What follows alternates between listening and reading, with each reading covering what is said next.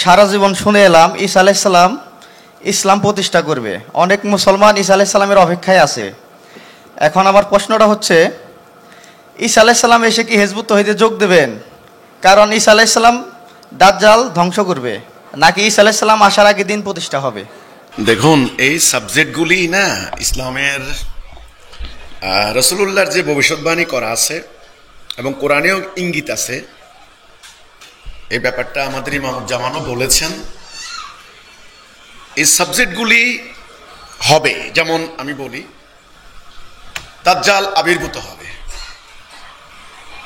এটা রাসূল বলেছেন, এটা কোনো ভুল নাই। দাজ্জাল আসবে। দাজ্জালটা কি? এমন একটা শক্তি যেটা মানব জাতিকে কন্ট্রোল করবে, নিয়ন্ত্রণ করবে।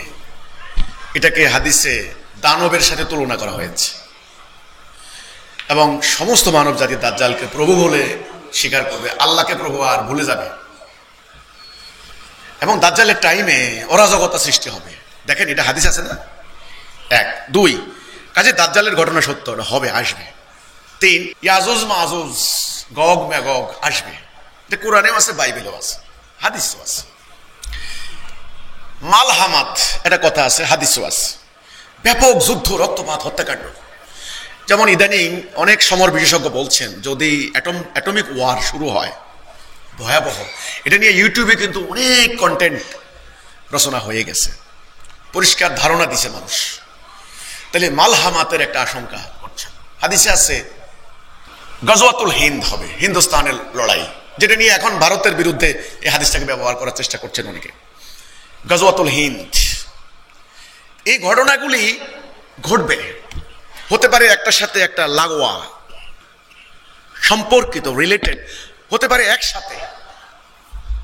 আচ্ছা, ওই টাইমে সেভিয়ার বা মুক্তির দূত বা মুক্তিদাতা হিসাবে আল্লাহ রসুল একজন মহামানবের ভবিষ্যৎবাণী করেছেন। তিনি হলেন মাহাদি আল ইসলাম, ইমাম মাহাদি আল ইসলাম।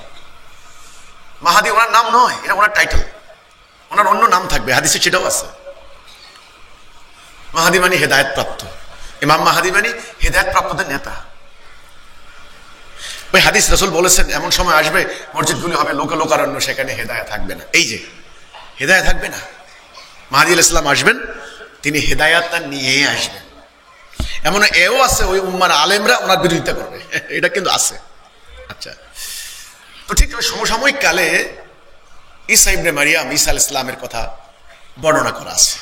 আবার এটা নিয়ে ঠিক পাল্টা মতও আছে যে ঈসা আলাইহিস সালামের আগমনের ব্যাপারটা একটা মিথ বা একটা কল্পকাহিনী। যাই হোক, আমরা সেদিকে যাব না। প্রত্যেকটা মতেরই পাল্টা মত থাকতেই পারে, সেটা ভিন্ন কথা। কিন্তু আমাদের রাসূল যেহেতু বলেছেন, হাদিসে আছে, আমরা সেটা বিশ্বাস করি ঈসা আলাইহিস সালাম আসবেন। কিন্তু এখানে একটা ইম্পর্টেন্ট কথা হচ্ছে, দেখুন, ঈসা আলাইহিস সালাম কিন্তু যেহেতু নবী আর আসবেন না, নতুন নবী আর আসবেন না, রাসূল আর আসবেন না।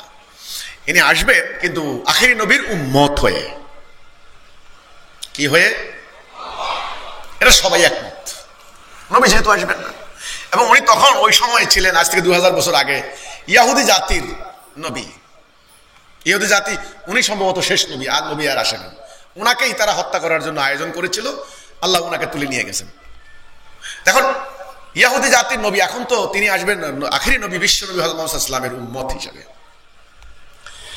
তাইলে ওনার আগমন সত্য, ওনার মিশনের ব্যাপারটাও সত্য, এবং বিশ্বকে এই দাজ্জালের তাণ্ডব থেকে রক্ষা করে আল্লাহর দেওয়া জীবন ব্যবস্থা প্রবর্তন করা। কারণ ঈসা আলাইহিস সালাম এসেই কিন্তু অন্য কোনো আদর্শ প্রতিষ্ঠা করবেন না, নাকি তিনি সমাজতন্ত্র প্রতিষ্ঠা করবেন না, তিনি গণতন্ত্র প্রতিষ্ঠা করবেন। তিনি এই তাওহীদের কথাই বলবেন, তিনি আল্লাহর দ্বীনের কথাই বলবেন, এবং আল্লাহ দেওয়া শেষ গ্রন্থ নাজেল, আল্লাহ নাজেল করা শেষ কিতাব, এটাই কথা বলবেন তিনি। তো কাজেই ওনার আগমন, মাহাদি আল ইসলাম, ঈসা ইসলাম সত্য, এবং এই ঘটনাগুলিও ঘটবে। আজকে সেটা কিন্তু মুখোমুখি অবস্থায় আছে। এই জন্য আমাদের ইমামুজ্জামান বইও লিখেছেন, দাজ্জাল, জুডিও খ্রিস্টান ম্যাটেরিয়ালিস্টিক সিভিলাইজেশন। খেয়াল করেন।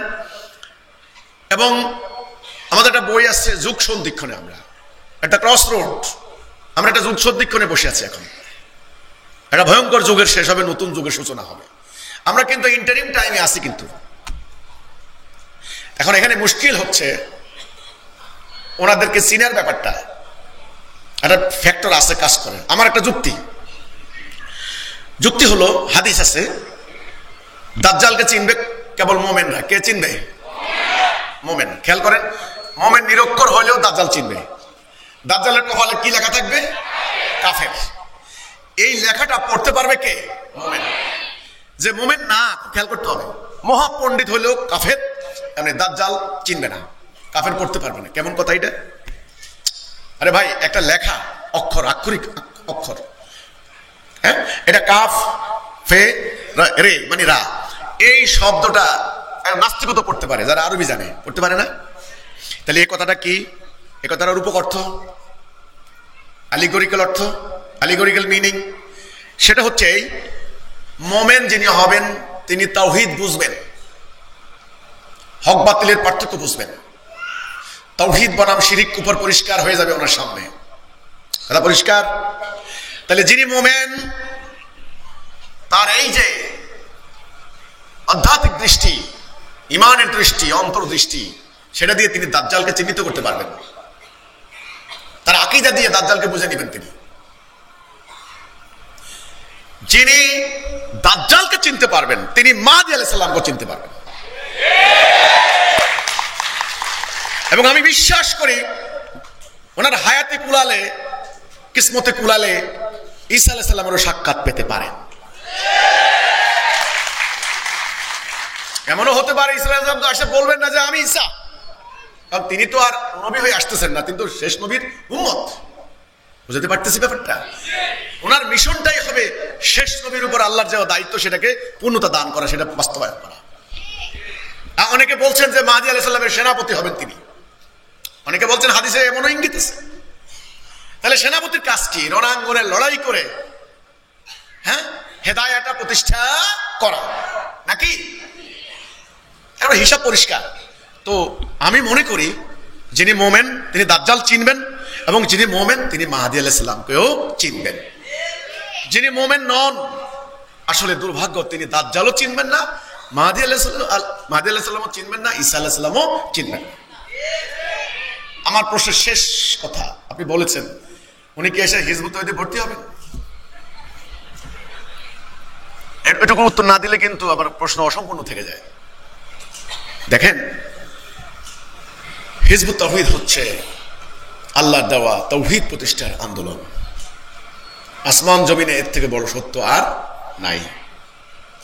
আমরা মনে করি, আমরা আশা করি, যদি আমরা আল্লাহর দেওয়া এই সিরাতুল মুস্তাকিমে থাকতে পারি, ইনশাআল্লাহ আমাদের সাথে আল্লাহর এই দুইজন স্পেশাল বান্দা, যাদেরকে আল্লাহ রাব্বুল আলামিন স্পেশাল ডিউটি দিয়ে পাঠাবেন, তাদের সাক্ষাৎ আমাদের নসিবে হতেও পারে ইনশাআল্লাহ। বাস, এখন কাজ হচ্ছে হেদায়াটা ভালো করে বুঝা, ইমানটা ভালো করে বুঝা, বাস। আর একজন মোমেনের জন্য লাগে একজন আমির, কান কাটা কিন্তু দাস, নিগ্রো। পথ যেহেতু সঠিক, ডাইরেকশন যেহেতু সঠিক, কাজে আর চিন্তা করবেন না, এই রাস্তায় সকলের সঙ্গে সাক্ষাৎ হবে। নাকি মাহদী আলাইহিস সালাম হেদায়েতের বাইরে থাকবেন? ঈসা আলাইহিস সালাম হেদায়েতের বাইরে থাকবেন? এই রাস্তায় সবার সাথে দেখা হবে ইনশাআল্লাহ। কথা পরিষ্কার? কিন্তু ভাই, দাজ্জাল চিনতে হবে। যেই চোখ দিয়ে দাজ্জাল চিনবেন, ওই চোখ দিয়ে মাহদী আলাইহিস সালামকে আপনি চিনবেন। আর ঈসা আলাইহিস সালাম তো কাজ তো একটা, রণাঙ্গনে তিনি যুদ্ধ করবেন, এই হলো কথাটা। এখন এই যুদ্ধটা মালহামাতের আগে না পরে? হাদিসে কিন্তু আজকে যারা গাজওয়াতুল হিন্দের কথা বলছেন, ওই হাদিসে আবু হুরায়রা থেকে বর্ণিত হাদিস, ওখানে কিন্তু ঈসা আলাইহিস সালামের সংশ্লিষ্টতা কিন্তু আছে। তো আমি মনে করি না আল্লাহর একজন স্পেশাল নবী উনি বর্ণবাদী যুদ্ধ করবেন না, হতে পারে না। হ্যাঁ, হিন্দুস্তানের যুদ্ধ, গাজওয়াতুল হিন্দ, অনেক রণক্ষেত্র জায়গার নামে হচ্ছে, যেমন বদর জায়গার নামে। এই হিন্দুস্তান বলতে এই হিন্দের এই অঞ্চল, পুরো ভারতবর্ষটাই হিন্দু। এখানে একটা লড়াই আছে, সেটা হলো ধর্ম অধর্মের লড়াই, হক বাতিলের লড়াই, ন্যায় অন্যায়ের লড়াই, তাওহীদ বনাম শিরিক কুফরের লড়াই। এই লড়াইয়ে ঈসা আলাইহিস সালামের সম্পৃক্ততা আছে, ওই হাদিসের মধ্যেই আছে। ঈসা আলাইহিস সালাম খোঁজার দরকার নাই, আগে তাওহীদ খোঁজেন, হেদায়া খোঁজেন। এটা কপালে যদি হেদায়া থাকে সব পাবেন ইনশাআল্লাহ। ঠিক আছে, তাহলে আপনাকে মোবারকবাদ।